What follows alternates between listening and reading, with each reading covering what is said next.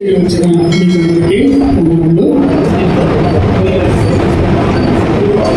యొక్క సన్నిధిలో మన ప్రభు పాదముల యొక్క ఉదయం నుండి ఇప్పటి వరకు అదేవిధంగా సాయంకాలం రేపు దినమందు కూడా ఈ రీతిగా మన యొక్క సమయాన్ని మనం సద్వినియోగం చేసుకోవడం అనేది దేవుని యొక్క సంకల్పమై ఉండగా ఆ సంకల్పం మేరకు దేవుడు స్థానిక సంఘంలో ఉన్నటువంటి క్రియలను ప్రేరేపించి ఎప్పటి నుండో ఈ కోరికల కొరకై వారు ప్రార్థిస్తూ వారితో పాటు మనము కూడా ప్రార్థిస్తూ మనం నిరీక్షించినటువంటి ఆ యొక్క సమయంలో మనం అందరూ ప్రవేశించి ప్రభు యొక్క మెల్లని స్వరాన్ని మనము వినగలుగుతూ ఉన్నాం. అన్నిటికంటే ఏది ముఖ్యం,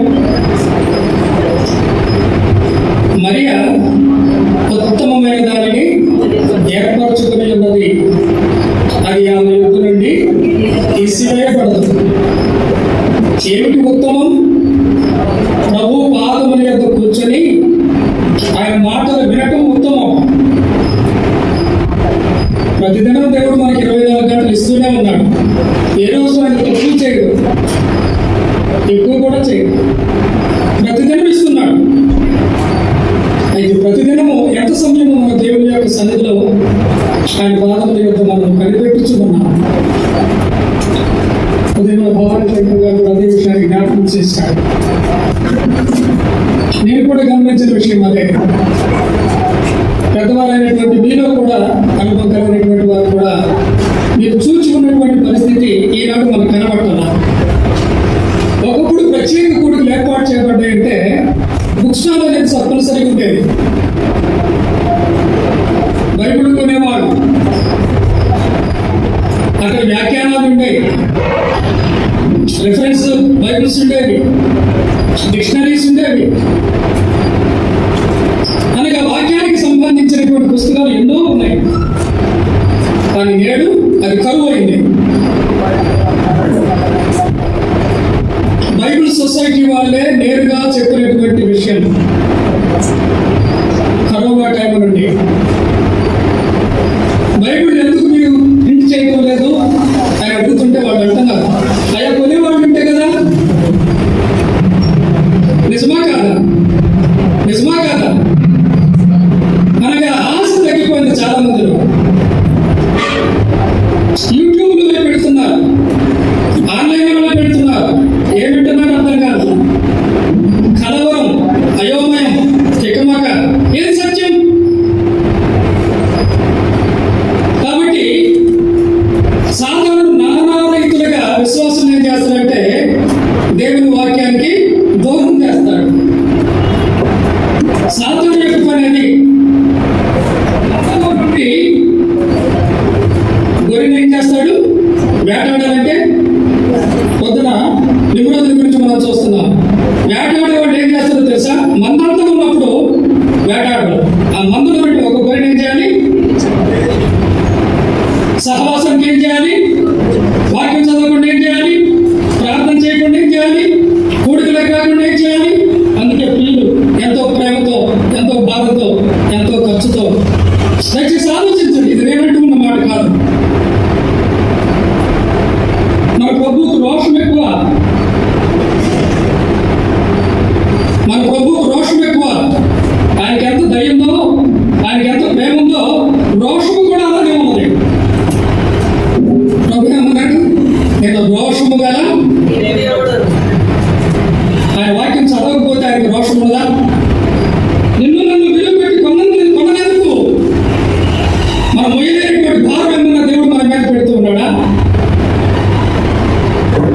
అలనాడు వేదనలో ఉన్నటువంటి ఆ సహోదరి ఏ చదువుంది? ఆమెకి ఏ పేరు ప్రఖ్యాతులు ఉన్నాయి? ఆమెకి ప్రభు వస్తే చాలు, ప్రభు ఉంటే చాలు, ప్రభు కనబడితే చాలు, ప్రభు ఎప్పుడు వస్తాడు అని ఎదురు చూస్తూ ఉన్నటువంటి ఆ మరియ లాంటి హృదయం, ఆ మరియ లాంటి ఆశ దేవుని బిడ్డలమైనటువంటి మనం కలిగి ఉండవద్దా? ప్రభు అన్నట్టుగా, మార్తా మార్తా, ఎందుకు నువ్వు విస్తారమైనటువంటి పనులు పెట్టుకుని నువ్వు తొందరపడుతున్నావు? ప్రధానికి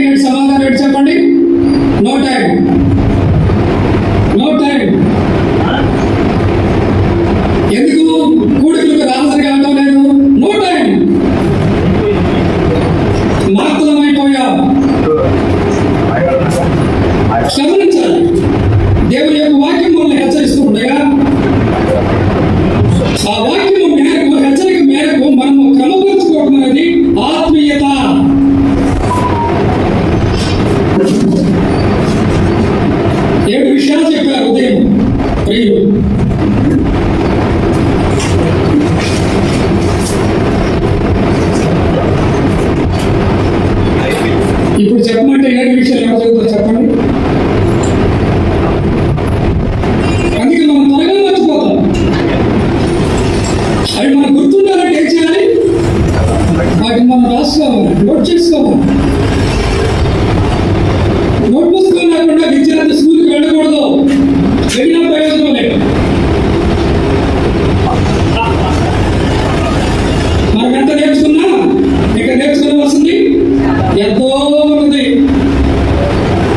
దేవుని జ్ఞానం సముద్రం అయితే నీవు నేను నేర్చుకుందంట ఒక బొట్టు.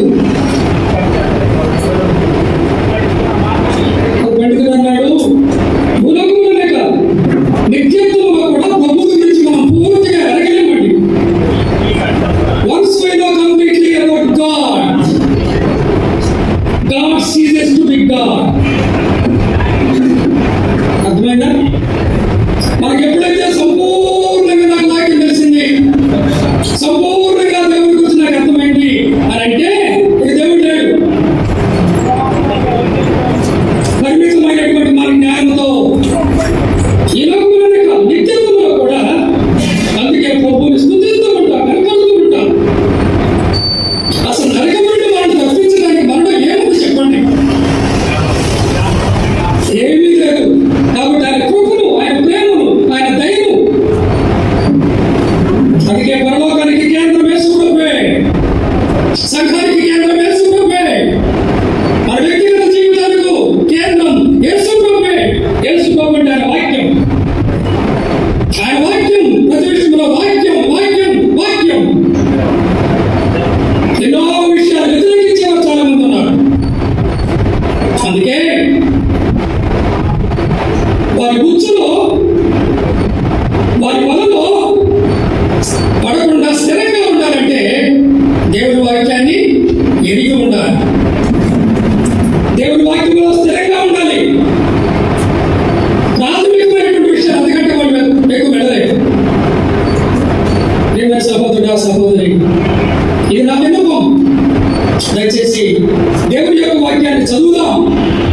దేవుడి వాక్యాన్ని మరి ఎక్కువగా నేర్చుకుందాం. ఎంతగా నేర్చుకుంటున్నామో అంతగా విధేయత చూపుతాం. అదే జ్ఞానం. అంతకు మించిన జ్ఞానం లేదు. అప్పుడు మన జీవితం ఎట్లుంటుంది? బండ మీద కట్టబడినటువంటి ఇల్లు. ఎలాంటి శోధనలు వచ్చినా, ఎలాంటి వరదలు వచ్చినా, ఎలాంటి తుఫానులు వచ్చినా తట్టుకునేది మనం కాదు. ఆ బండ మీద పరీక్షింపబడిన బండ, శోధింపబడినటువంటి బండ, అమూల్యమైనటువంటి బండ, మన కొరకు చేర్చబడినటువంటి బండ. ప్రభు ఇప్పుడు యేసుక్రీస్తు వారిలో మనకేముంటుంది? భద్రత, క్షేమం.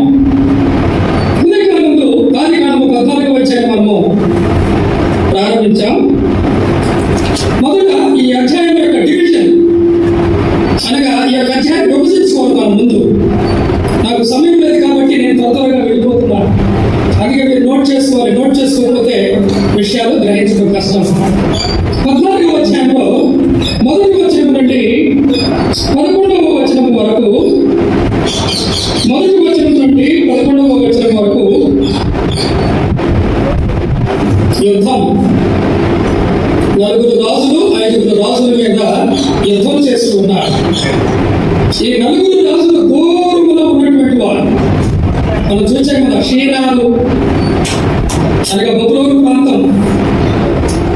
అందుకే దేవుడు అబ్రాహామును పిలిచిన తర్వాత ఏమన్నాడు తెలుసా? నీవు నీ స్వజనాన్ని, నీ జనాన్ని, నీ యొక్క దేశాన్ని విడవాలని. ఎందుకో తెలుసా? విగ్రహాలకు నిలయం.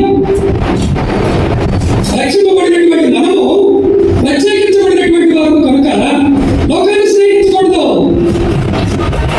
మన లోకంలో ఉన్నప్పటికీ కూడా మనము లోకస్తులము కాకూడదు.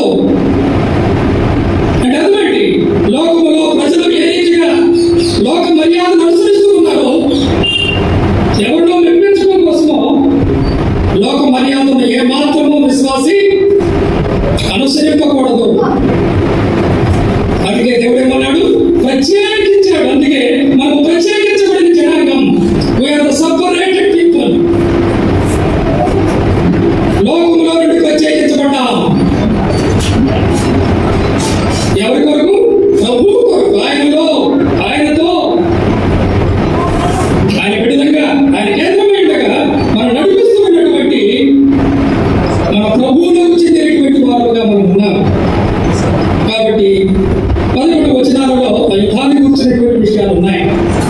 యుద్ధం అనగానే గెలుపోవడం సహజం కాబట్టి గెలిచినటువంటి అనగా 4 రాజులు గెలిచారు. అనగా దూరం నుండి వచ్చినటువంటి వారు గెలిచారు. గెలిచి జరిగింది ఏంటో తెలుసా? 12వ వచనంలో లోతు కుటుంబాన్ని అంత మాత్రమే కాదు, వారు కలిగి ఉన్నటువంటి ఆస్తంతటిని కూడా వారు దోపుడు సొమ్ముగా తీసుకుని వెళ్ళారు. ఇది రెండో భాగం.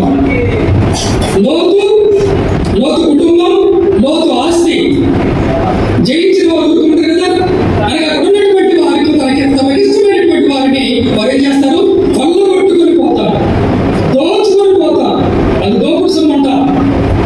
కాబట్టి లోతు కొనుక్కోబడ్డాడు. 12వ వచనంలో ఈ వార్త ఎవరికి తెలిసింది? అబ్రాహాముకు తెలిసింది. 13-14 వచనాలలో ఈ వార్త అబ్రాహాముకు తెలిసింది. అందుకే యుద్ధాన్ని గురించి రాశాడు. లోతు కొనుక్కోబడ్డాడు. లోతు కుటుంబంతో పాటు తన ఆస్తంతా కూడా కొలగొట్టుకుని పోయారు. అందుని బట్టి ఈ యుద్ధాన్ని గురించి రాయబడింది. ఇది మొదటి యుద్ధం. అంత మాత్రమే కాదు, ఆ యుద్ధాన్ని కూర్చున్నటువంటి వార్త, ఆ యుద్ధంలో తన సహోదరుని కుమారుడైనటువంటి లోతు కుటుంబం బందీగా ఏ రీతిగా వారు కొనుక్కోబడ్డారో ఆ విషయం అబ్రాహాముతో వినబడింది. 13-14 వచనాలలో మనం గమనించినట్లయితే అది వినటం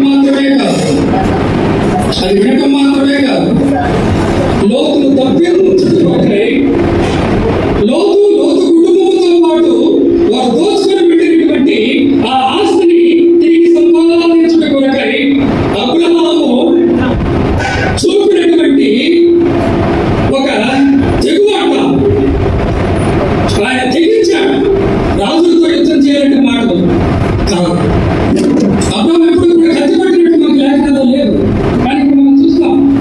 మనం తెలిసి వెళ్ళినట్లయితే 7వ అధ్యాయంలో రాజులను సంహారం చేసిన మాట ఉంది అక్కడ.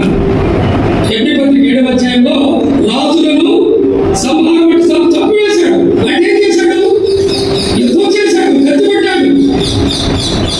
గుడారంలో ఉంటాడు, బలిపీఠాలు కడతాడు, కలహములకు దూరంగా ఉంటాడు. విశ్వాసి దేవుడు ఏది చెబితే ఆ స్వరం వెంట ఉంటాడు, మాటలు వింటాడు, లోపలి జీవిస్తాడు. గొప్ప విశ్వాసం కలిగిన అబ్రాహాము, గొప్ప నిరీక్షణ కలిగినటువంటి అబ్రాహాము అనే విషయాలు మనకు తెలియదు. కానీ మనం చూసినట్లయితే రాజును ఏం చేశాడు? సంహరించాడు. ఎందుకు? తన కోసమా? కాదండి. 100 గొర్రెలు ఉంటే ఒక గొర్రె పోయింది వదులుకొని వెళ్తామా? అది నాయకుడి లక్షణమా? గమనించండి. 99 ఉందిగా, అది నాయకుడి యొక్క లక్షణమా? అది విశ్వాస యొక్క లక్షణమా? కాదండి. మనకు దేవుడు మనకి ఇచ్చినటువంటి దేనిని మనం పోగొట్టుకోకూడదు. ప్రశస్తమైన వాక్యం, ఇరువైనటువంటి సంఘ సహవాసం, మనలో ఉన్నటువంటి పరిశుద్ధాత్ముడు, మన ఎదుటి ఉన్నటువంటి నిరీక్షణ గమనిస్తున్నారు. దేవుడు మనకిస్తూ ఉన్నటువంటి తరుణాలు, మన ఎదుటి ఉన్నటువంటి నిరీక్షణ, దేవుడు మన కొరకై సిద్ధపరుస్తూ ఉన్నటువంటి ఆయన స్వాస్థ్యం, ఈ విషయాలన్నింటినీ కూడా మనం ఆలోచన చేసినప్పుడు గమనించాలి. ఏదైనా ఎవరిలోనైనా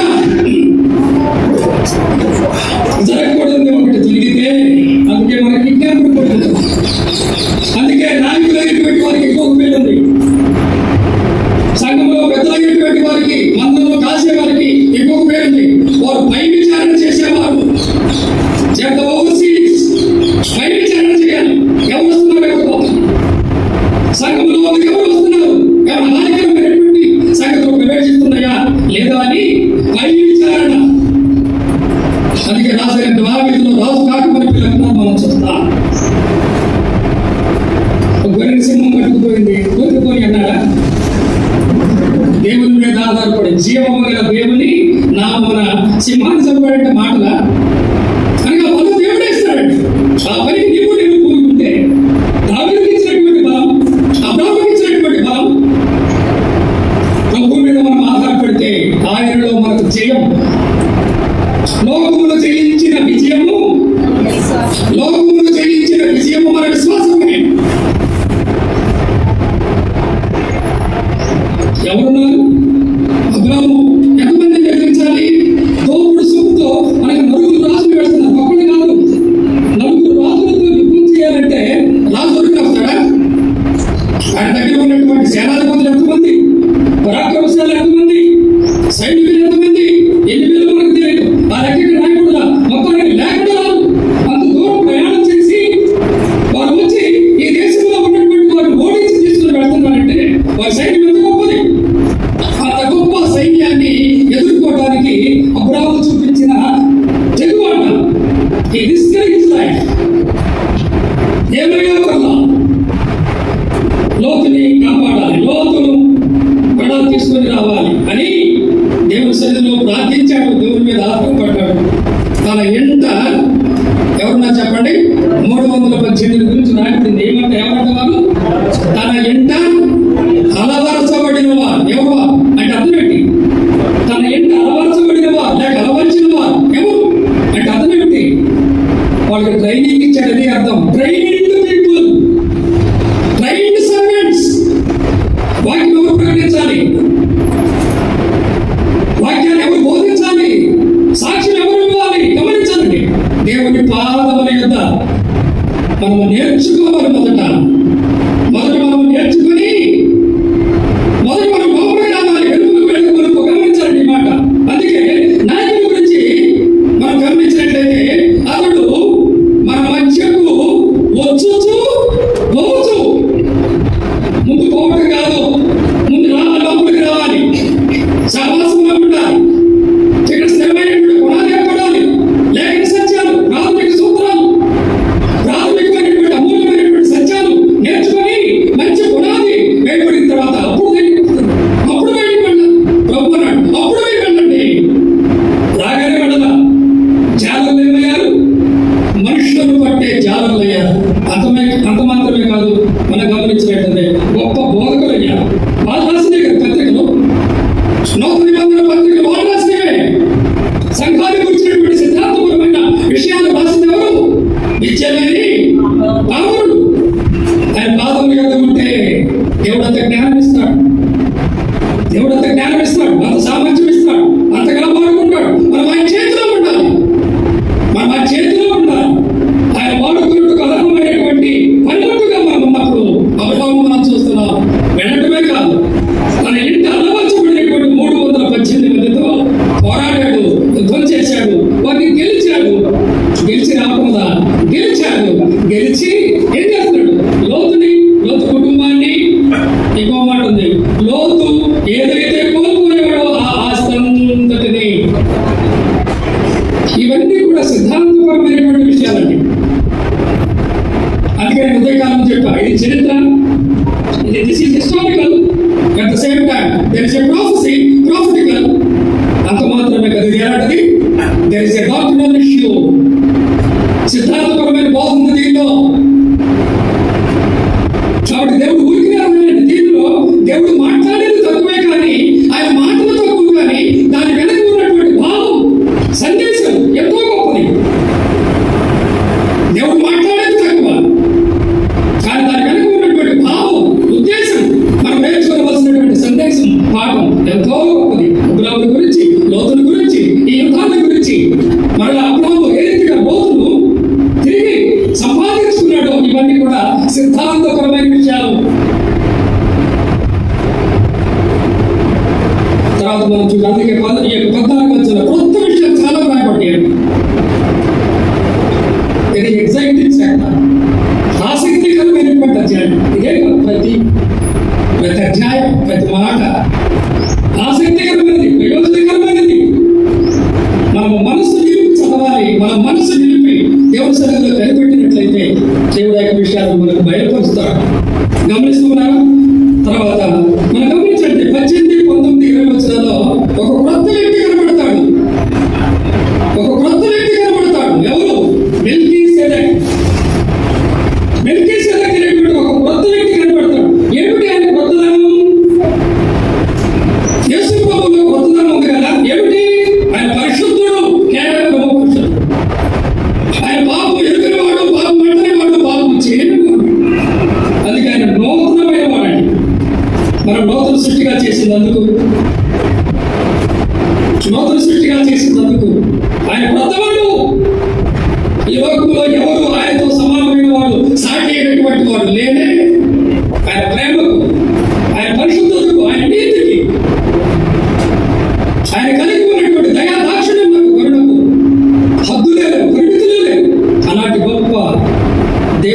చూస్తూ ఉన్నాం. 18-20 వచనాలలో మనకి ఇవన్నీ పట్టాలు ప్రాఫిటికల్ అని చెప్పాను నేను.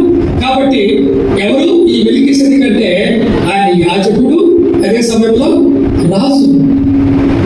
ఆయన యాజకుడు, రాజు. మన విశ్రాంతి చరిత్రలో మనం చూసినట్లయితే రాజు రాజే, యాజకుడు యాజకుడే.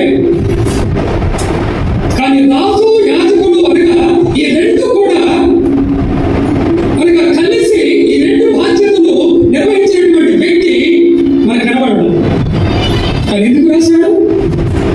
భవిష్యత్తులో ఇప్పుడు యేసుక్రీస్తు ఎవరు చెప్పండి? ప్రధాన యాజకుడుగా ఏ క్రమం చెప్పండి?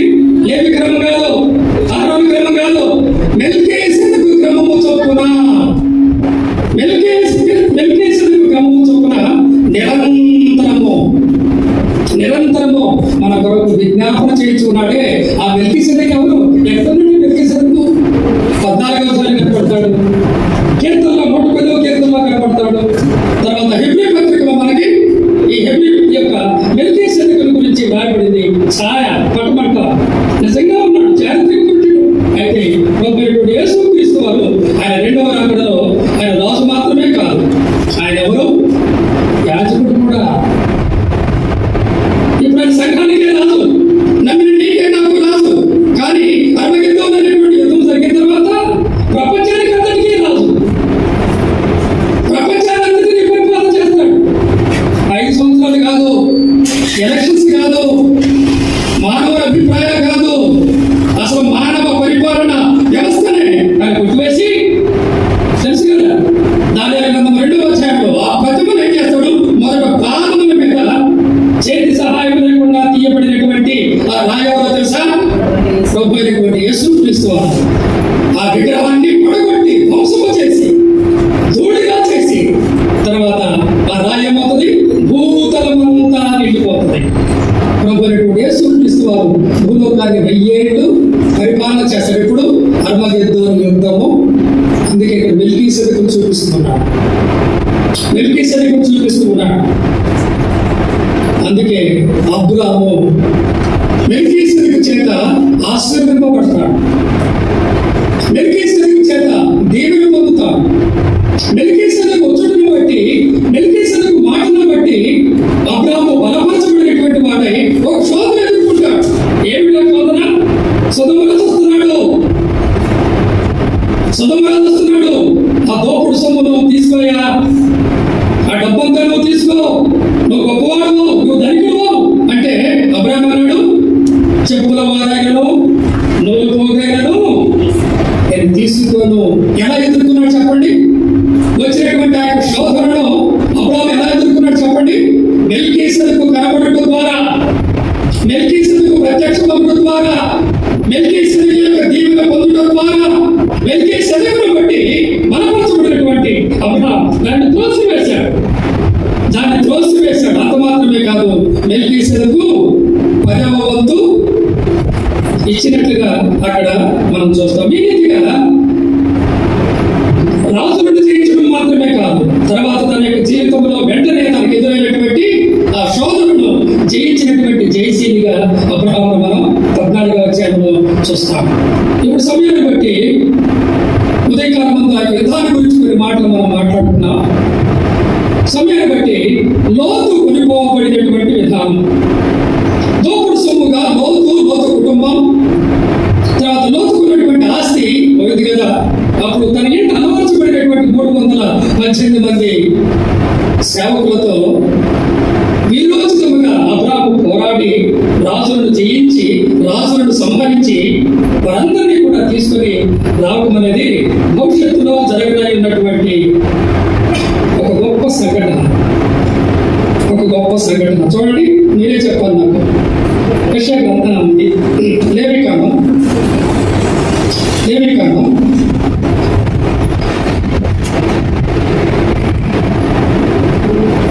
26వ అధ్యాయము, లేవికాండము 26వ అధ్యాయము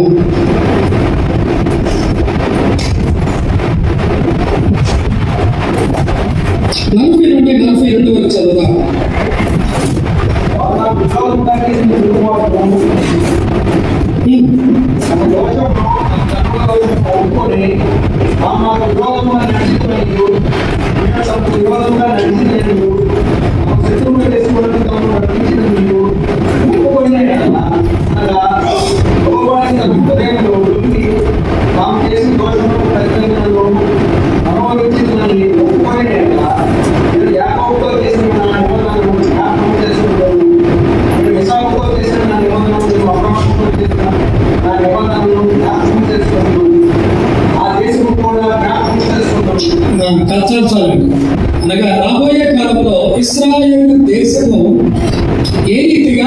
లోకమే కోపడుతుందో దేవుడు ముందుగానే ధర్మశాస్త్రంలో లాగించి ఇచ్చాడు. మనకు తెలుసు ఐగుప్తు దేశంలో ఎంతకాలం ఉన్నారు? 430 సంవత్సరాలు. బబులోను దేశంలో ఎన్ని సంవత్సరాలు ఉన్నారు? 70 సంవత్సరాలు ఉన్నారు. దీనికి కారణము మనం పరిశుద్ధ గ్రంథంలో కనుక గమనించినట్లయితే దీన్ని ఏమంటారంటే ఇశ్రాయేలుగా చెదరగొట్టబడినటువంటి ఇశ్రాయేలీయులను దేవుడు మరలా సమకూర్చడం, రెస్టోరేషన్ అంట. ఇప్పుడు రెండైంది. ఐగుప్తు దేశం నుండి దేవుడు వారిని ఒక దేశముగా సమకూర్చాడు. అబ్రాహాముతో చేసినటువంటి ఆ నిబంధనను బట్టి వాగ్దాన భూమిలో వారిని ప్రవేశం చేశాడు. ఆ స్వాస్థ్యాన్ని ఉచితంగానే వారికి అనుగ్రహించాడు. దేవుడు ముందుగానే సెలవిచ్చాడు. ఆ దేశంలో ఉన్నటువంటి ఆ యొక్క ఆచారాలు కనుక మీరు పాటించినట్లయితే నేనేం చేస్తాను? మిమ్మల్ని బంతి విసిరి వేసినట్లు నేను విసిరేస్తాను, జాగ్రత్త. అందుకే ధర్మశాస్త్రంగా ద్వితీయోపదేశకాండంలో మరొకసారి ఈ విషయాలన్నింటినీ కూడా మోషే రాబోయే తరానికి జ్ఞాపకం చేస్తాడు. లోబడిన ప్రజలు కనుక ఇక్కడ మనం చూస్తాం, తమ దోషమును బట్టి, తమ యొక్క తిరుగుబాటును బట్టి వారు ఏం చేయబడ్డారు? బబులోను దేశములకు 70 ఏళ్ల చెరకు వారు కొనుక్కోబడ్డారు. అయితే కోపించుతూనే మన దేవుడు ఎలాంటి వాడంటే ఆయన చూపిస్తాడు, వాత్సల్యం చూపించేది. అనగా అబ్రాహాముతో చేసినటువంటి నిబంధన దేవుడు మర్చిపోలా. వారి దోషమును బట్టి వారిని శిక్షించాడు, కానీ వారి దోషమును బట్టి ఆ దేశం వారిని త్రట్టివేసింది. కానీ మరలా వారు వెళ్ళినటువంటి ఆ దేశంలో మరలా దేవుడు తిరిగి తమ పాపాలు ఒప్పుకొని, తమ తిరుగుబాటును మారి, తమ పాపం విషయమై పశ్చాత్తాపడి ప్రభువా కనికరించమని దేవుని యొక్క సన్నిధిలో ప్రార్థించినట్లయితే, పశ్చాత్తాపడినట్లయితే దానినే పశ్చాత్తాపం అంటాం, లేక మారు మనసు అంటారు. మారు మనసు పొందినప్పుడు దేవుడు ఏం చేస్తాడు?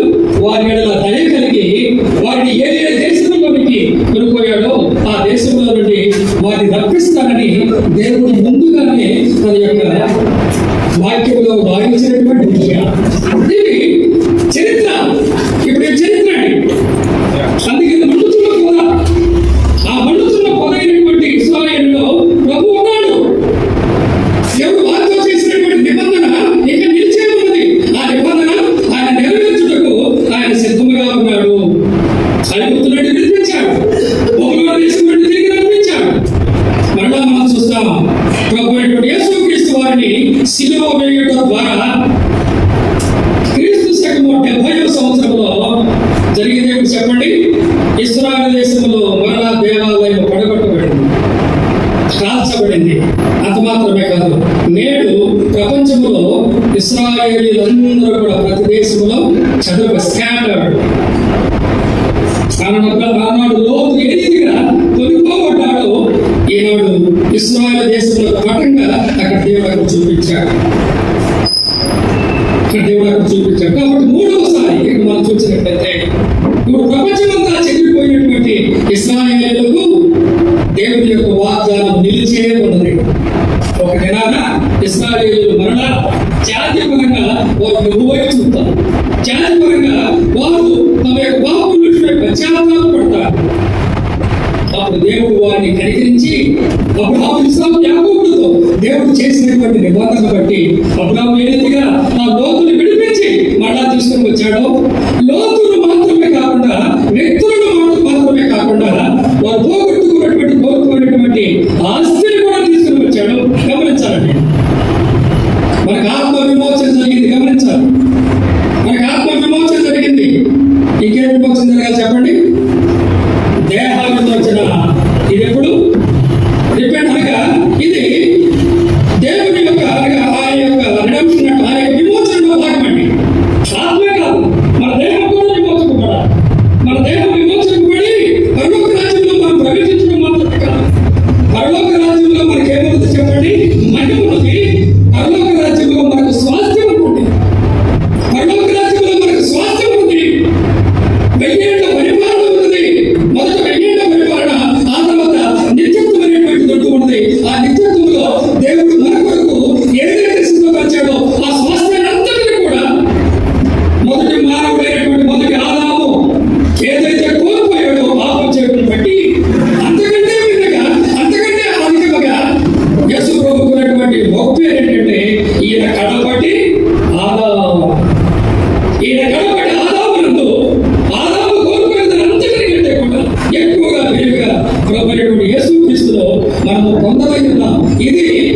దీనికి సంబంధించి కొన్ని లేఖన భాగాలు మనం జ్ఞాపకం చేస్తున్నాం. చూడండి, 10వ అధ్యాయము జకర్యా గ్రంథం.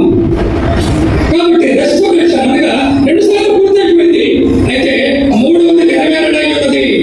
అందుకే ప్రపంచం అంతా ఎటువైపు చూడాలి చెప్పండి? ఇశ్రాయేలు వైపు చూడాలి. ఇశ్రాయేలు వైపు చూడాలి. ఇశ్రాయేలులో జరుగుతున్నటువంటి, ఇశ్రాయేలు దేశంలో జరుగుతున్నటువంటి ఆ యొక్క పరిస్థితుల బట్టే మనకు అర్థమైపోతుంది ప్రభు యొక్క రాకడ ఎంత సమీపంగా ఉన్నదో, సంఘము ఎప్పటికీ ఎత్తబడుతుందో అనేటువంటి విషయాలు అప్పుడు మనకు అర్థమవుతూ ఉంటాయి. చూడండి, జకర్యా గ్రంథం 10వ అధ్యాయం. జకర్యా గ్రంథం 10వ అధ్యాయము.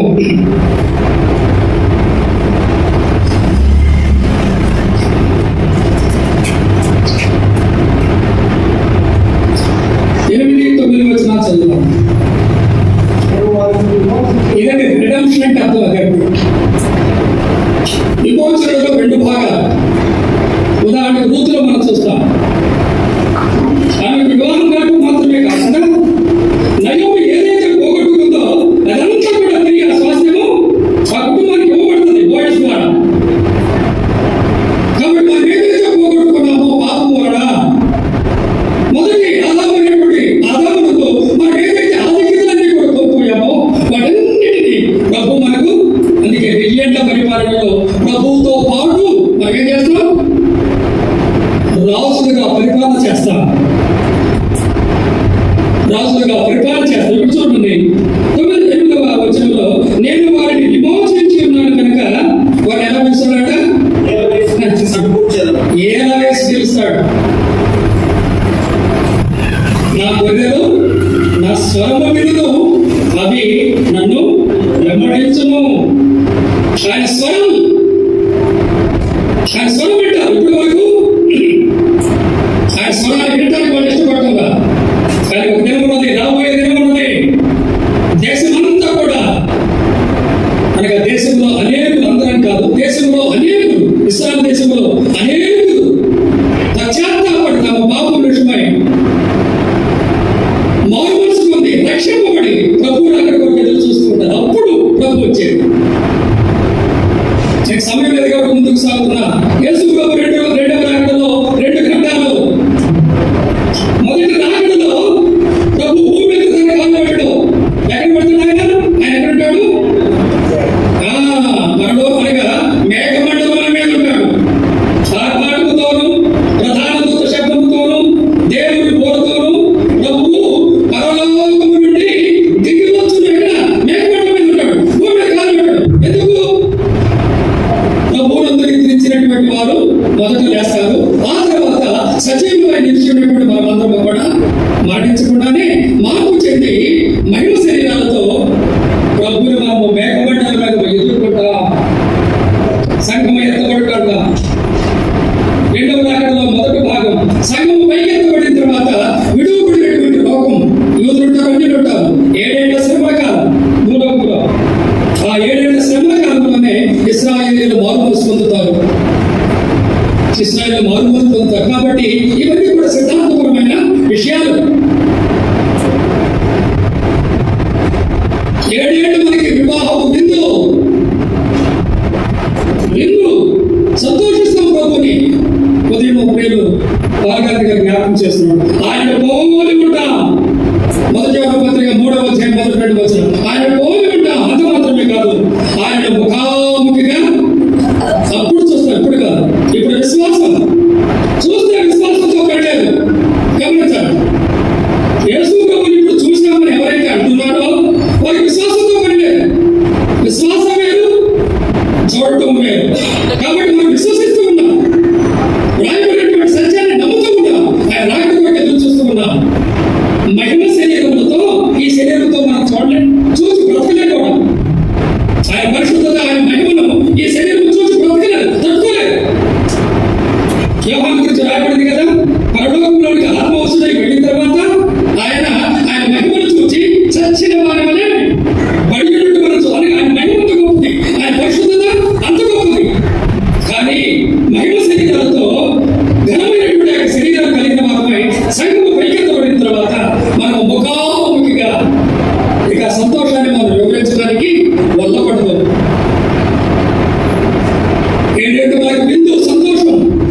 అప్పుడే క్రీస్తు న్యాయపీఠం ఎదుట మనకు బహుమానం, మనం చేసిన పనికి, మనం చేసిన శ్రమ, మనం జీవించినటువంటి జీవితాన్ని ప్రతిదీ, మనం మాట్లాడిన మాట, చేసిన పని, చేసిన పరిచర్య, ప్రతిదీ ఆయన సన్నిధిలో మనం గడిపిన సమయం, మనం చేసిన ప్రార్థన గమనిస్తున్నారు. ఆయన వాక్యం మనం చూపినటువంటి ఆసక్తి, వీటన్నిటిని ఆయన పరిగణలోకి తీసుకొని ప్రతి మాటను బట్టి, ప్రతి క్రియను బట్టి న్యాయమైనటువంటి ప్రతిఫలం బహుమానం ఇక్కడ మనం పొందాలి.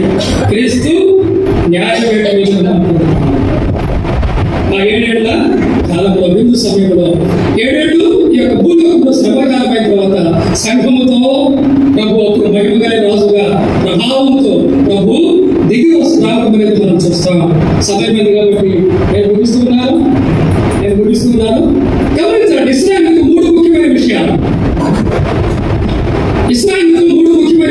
మొదట వారి భూమి, వారు తెరలు ప్రవహించే దేశం. సంపూర్ణంగా దేవుడు హద్దులు పెట్టి ఎంతవరకు వారు ఆ దేశాన్ని ఆక్రమించుకోవాలో దేవుడు హద్దులు కూడా చెప్పాడు. కానీ ఇప్పటి వరకు దాన్ని స్వాధీనపరచుకోవాలా? ఎప్పుడు స్వాధీనపరుచుకుంటారు? యేసుక్రీస్తు వారి యొక్క 2వ రాకడలో మరణ ఆ భూమి, పాలు తేనెలు ప్రవహించే ఈ భూమి, ఈ 3 విషయాలు చెప్పి నేను ముగిస్తాను. రిఫరెన్స్ చూపి నేను ముగిస్తాను. ఒకటి భూమి, వాగ్దానం అండి. అబ్రాహాముతో చేసినటువంటి నిబంధనను దేవుడు నెరవేర్చాలి కనుక ఏం చేస్తాడు? తన యొక్క 2వ రాకడలో ఆనాడు అబ్రాహాముతో చేసినటువంటి ఆ నిబంధన మేరకు, కొలతల మేరకు ఏ హద్దులు ఉన్నావో ఆ హద్దులన్నిటిలో దేవుడు వారికి ఇచ్చినటువంటి పాలు, ఆ భాగము, ఆ యొక్క వాగ్దాన భూమి అంతా కూడా వారు మరణ స్వాధీనం చేసుకుంటారు. చూడండి, భూమిని కూర్చున్నటువంటి అనగా రెస్టోరేషన్ ఆఫ్ ల్యాండ్.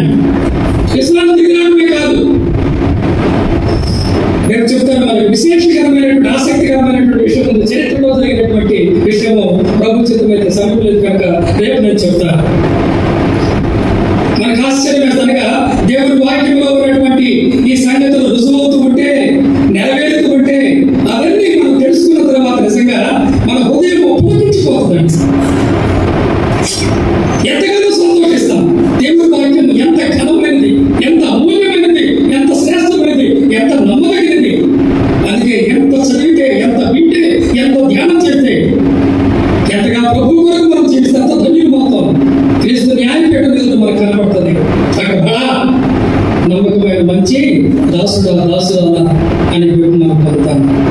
గమనించినట్లయితే మొదట ల్యాండ్, భూభాగం. ద్వితీయోపదేశకాండము 30వ అధ్యాయము, అదే పాలస్తీనా నిబంధన అంటాం. ప్రతిదానికి నిబంధన ఉన్నదే. 30వ అధ్యాయం, ద్వితీయోపదేశకాండము 30వ అధ్యాయం 5వ వచనం. 30వ అధ్యాయం, ద్వితీయోపదేశకాండము 30వ అధ్యాయం 5వ వచనం. నీ పితరులకు స్వాధీనపరిచిన దేశమున ఇప్పుడు మనం విన్నాక ఎట్లా పిలుస్తాడట?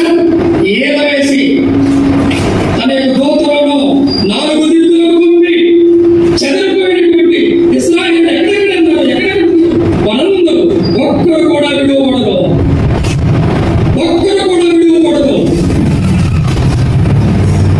చెప్పినట్టు ఉన్నాడు. నీ పితరులకు స్వాధీనపరిచిన నీ దేశమున నీ దేవుడైన యెహోవా నిన్ను చేర్చును. నీవు దాన్ని స్వాధీనపరచుకుందువు. ఆయన నీకు మేలు చేసి పితరుల కంటే నిన్ను విస్తరింపజేయును. నీకు మేలు చేసి నీ పితరుల కంటే నిన్ను విస్తరింపజేయును. వారి సంఖ్య అభివృద్ధి ఉంది. ఐగుప్తు దేశంలో ఏ రీతిగా వారు విస్తరించారు, అభివృద్ధి పొందారు, అంతకంటే అధికంగా అవన్నీ ఛాయ రాబోయే దినాలలో, రాబోయే కాలంలో. అందుకే ఇశ్రాయేలు దేశంలో ఏం జరుగుతుందో సంవత్సరాలు యుద్ధం చేస్తున్నా ఏ మాత్రం భయం లేదు. ఎంత ఖర్చు? దేవుడి ప్రజలకు సహాయం చేసే వారు కూడా దీవించబడతారు. అందుకే ఇశ్రాయేలు దేశం మీద ప్రేమ కలిగి వారికి సహాయం చేసే దేశాలు ఉన్నాయి, అందుకే దీవించబడుతున్నాయి. మొదటిగా మనం చూసాం, దేశాన్ని దేవుడు మరణ వారికి స్వాధీనపరుస్తాడు, రెస్టోరేషన్ ఆఫ్ ల్యాండ్. రెండవదిగా మనం చూసినట్లయితే వారికి ముఖ్యమైనది ఏమిటి? దేవాలయం పడిపోయిందండి. మొదటి దేవాలయం సొలొమోను కట్టాడు. రెండవ దేవాలయం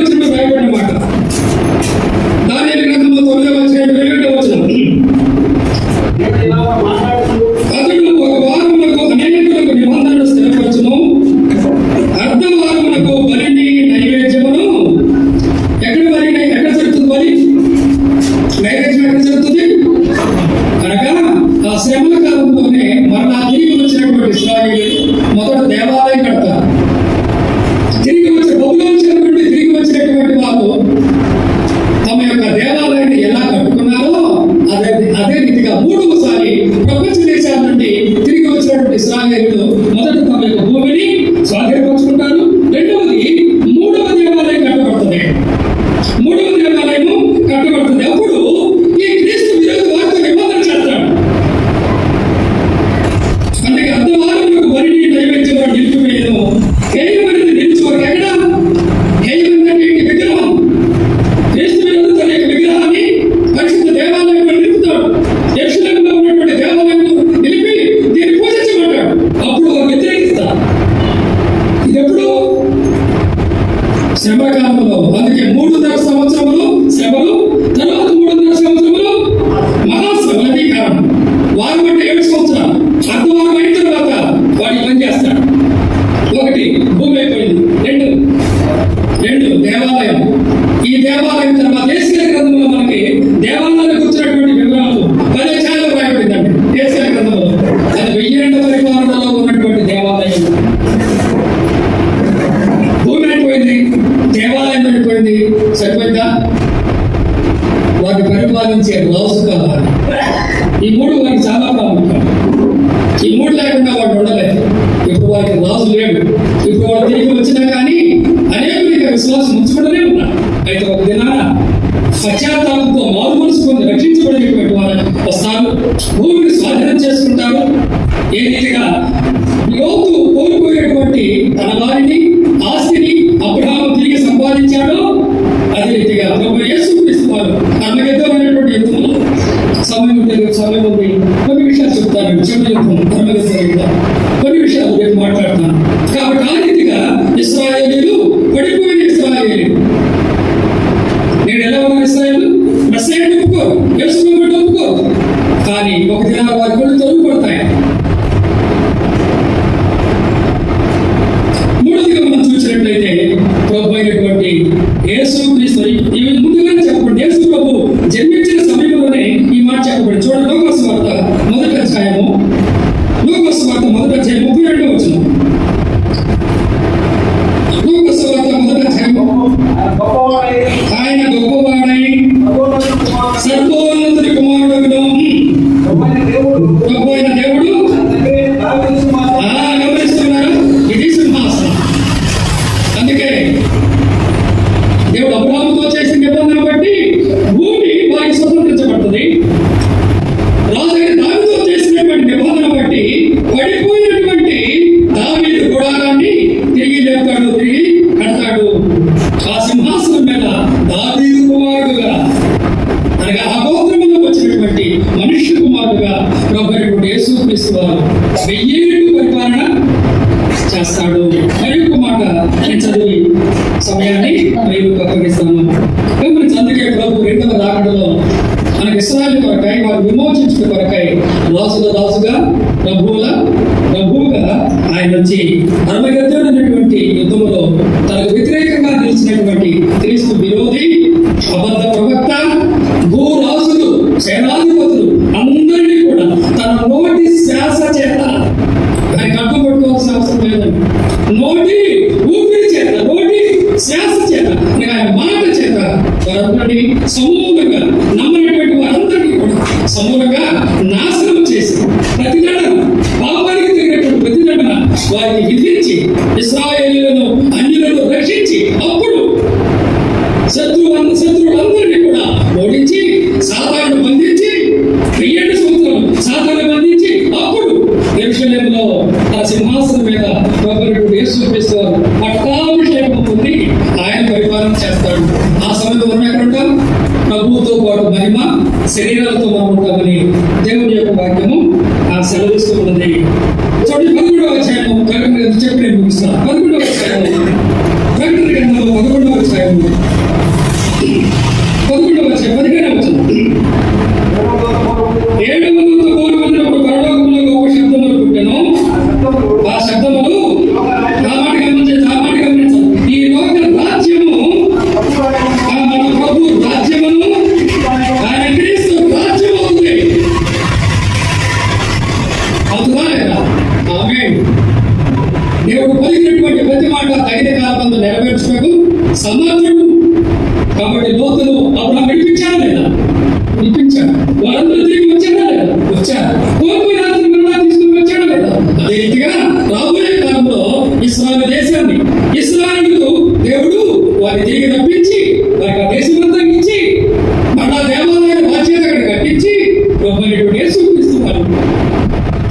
సమూహంగా నిలిచినటువంటి శత్రువులందరినీ కూడా అర్మగెద్దోను ఎగిద్దోనేటువంటి లోయలో ప్రభు ఏం చేసి వారందరూ కూడా ఉంటారు. ప్రభుత్వం యుద్ధం చేయడం వారందరినీ కూడా నాశనం చేసి పాపమునకు రావాల్సినటువంటి న్యాయమైనటువంటి ప్రతిదండన ఎదిరించి అంటే 1000 పరిపాలనలో ప్రవేశించేది రక్షింపబడిన వారు మాత్రమే.